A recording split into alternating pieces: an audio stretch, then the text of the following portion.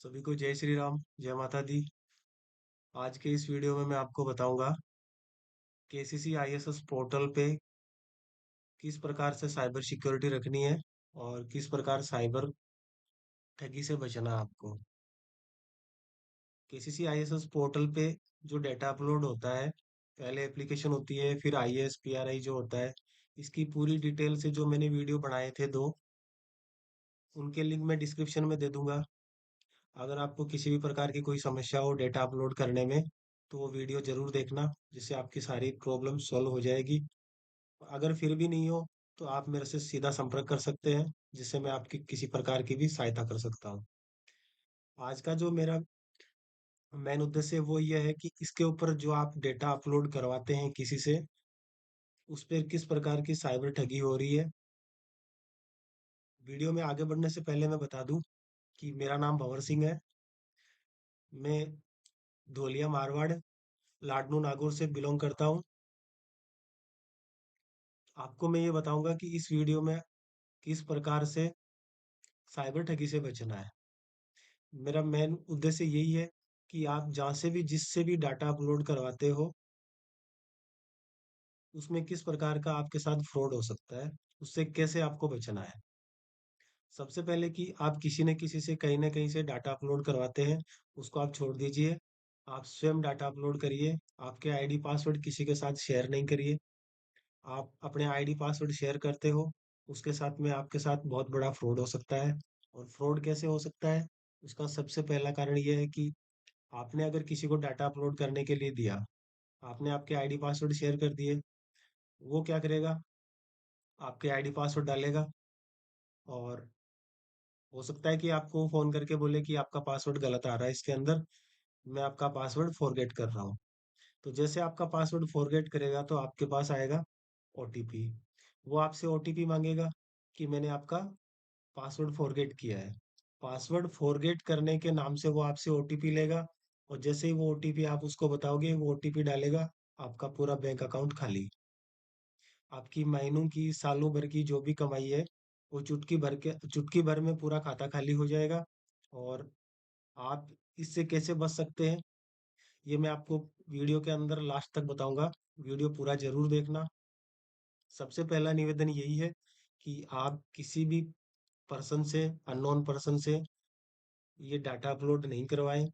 जो कोई भी व्यक्ति आपके खास है, जानकार है, जिसको आप अच्छे से भली भांति जानते हैं, उसी पर्सन से आप डाटा अपलोड करवाएं। या ज्यादा से ज्यादा खुद ही डाटा अपलोड करें। पहला तो मैंने बताया कि इस प्रकार से आपके साथ फ्रॉड हो सकता है।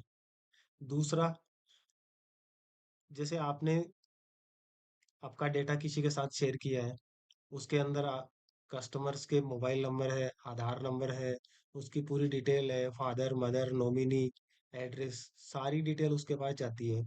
हो सकता है वो आपके साथ फ्रॉड न करके किसी आपके कस्टमर के साथ फ्रॉड कर ले। इस प्रकार से जैसे किसी कस्टमर को कॉल करके बोलेगा कि आपने, मैं फलानी सोसाइटी से फलान जी बोल रहा हूँ, और ये आपकी सोसाइटी है, यहाँ से आपने इतना लोन लिया है।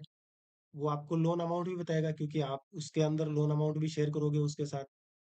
तो कस्टमर तो यही सोचेगा कि हाँ भाई सही बोल रहा है, लोन अमाउंट भी मैंने इतना ही ले रखा है सोसाइटी से। तो फिर वो क्या बोलेगा, हो सकता है ऐसे बोले कि आपकी जो ऋण माफी के अंदर जो डाटा अपलोड हो रहा है पोर्टल पे, वो डाटा मैं अपलोड कर रहा हूँ। आपने इतने का लोन लिया है, ये लोन को एक्सेप्ट करने के लिए मैं आपके साथ कोई लिंक शेयर कर रहा हूँ, उसको आप एक्सेप्ट करिए, ताकि आपका आगे का प्रोसेस होए, और आपको जो ब्याज की माफी जो सरकार से मिलती है, वो आपके आ सके। इस प्रकार से आपको कोई लिंक भेजे या ओटीपी भेजे, तो आपका कस्टमर उसको एक्सेप्ट कर लेगा ओटीपी से, या ओटीपी बता देगा। तो उसके साथ भी फ्रॉड हो सकता है, और उसके जिम्मेदार जो डेटा उसको प्रोवाइड करता है, वो ज़्यादा हो सकता है। इसीलिए मेरा आपसे निवेदन है कि किसी भी प्रकार के अनजान व्यक्ति से डाटा अपलोड नहीं करवाएं। अपना डाटा उसके साथ शेयर ना करें। अपनी सोसाइटी के आईडी पासवर्ड उसके साथ शेयर नहीं करें। या आप किसी से कोई सीट लेते हो, बहुत सारे लोग ऐसे हैं जो ईमेल के जरिए, मैसेज के जरिए आपको ऐसे बताते हैं कि हम 1000, 2000, 5000, 4000 में लेकर के आपके पूरे डाटा अपलोड कर देंगे इस पोर्टल पे। और आप पैसों के थोड़े बहुत पैसों के चक्रों में, या आपको नहीं चढ़ाना आता है, आप ऐसे आफत में नहीं फंसना चाहते, उस चक्रों में आप उसको दे देते हो कि भाई मेरा डाटा अपलोड कर दे। किसी को भी डाटा नहीं देना है।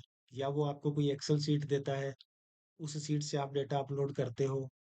तो डेटा अपलोड करने से पहले वो आपको एक्सेल शीट देता है। एक्सेल शीट के आप उसको अमाउंट पे करते हो। तो कम से कम ऐसी एक्सेल शीट ले उससे जो प्रोटेक्ट नहीं हो। अगर प्रोटेक्ट करके वो सीट आपको दे रहा है, आपके आईडी पासवर्ड डाल के दे रहा है कि आप उसको किसी के साथ शेयर नहीं कर सको और नहीं कर सको, तो फिर वो सीट आपके किसी भी काम की नहीं है। वो सीट आपको लेनी ही नहीं है। आप पैसे भी दे रहे हो और वो सीट आपको प्रोटेक्ट करके दे रहा है, तो फिर क्या मतलब उस सीट का। या तो अनप्रोटेक्ट करी हुई सीट ले, जिसके अंदर आप सब कुछ देख सको, चेक कर सको कि कहाँ पे क्या डाला हुआ है, कहाँ पे कुछ किया हुआ है।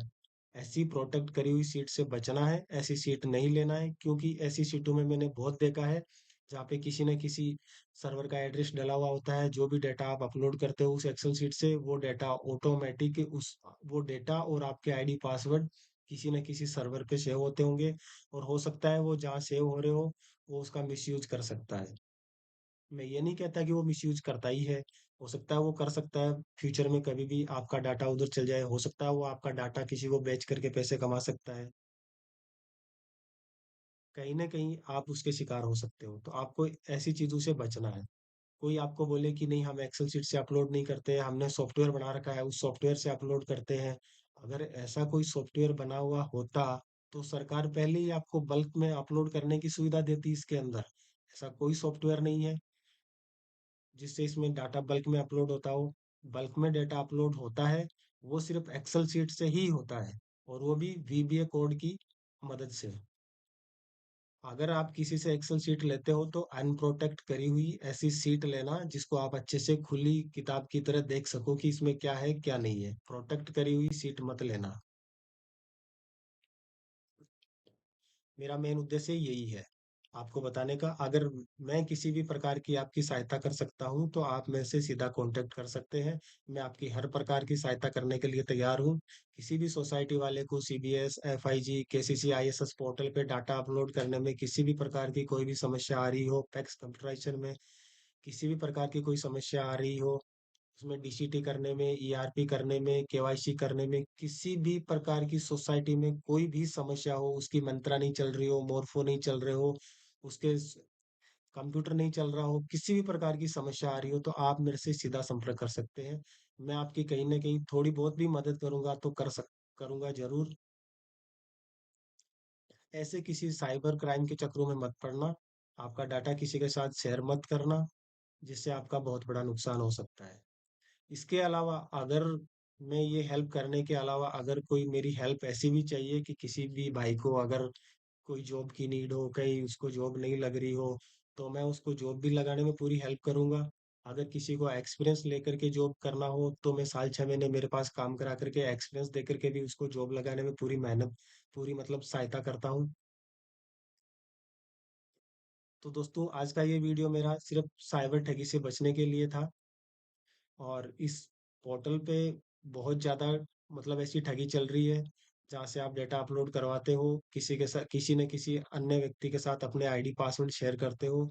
मेरा मेन उद्देश्य यही था कि मैं आपके साथ एक छोटा सा वीडियो बना के शेयर करूं, जिसमें यही है कि अगर आप एक्सेल शीट लेते हो, आप सोचोगे कि मैंने तो एक्सेल शीट लेकर के मैंने खुद ने डाटा अपलोड किया है। तो कम से कम ऐसी शीट लेना जो अनप्रोटेक्ट हो, वो प्रोटेक्ट नहीं हो, जिससे डाटा आप खुद स्वयं अपलोड कर सको, उसको अच्छे से खोल के चेक कर सको, आईडी पासवर्ड खुद चेंज कर सको। ठीक है दोस्तों, धन्यवाद। अगर वीडियो अच्छा लगा हो तो शेयर भी जरूर करना, ताकि कोई और भी देखे तो उसको भी थोड़ी बहुत सहायता मिल सके इस बारे में।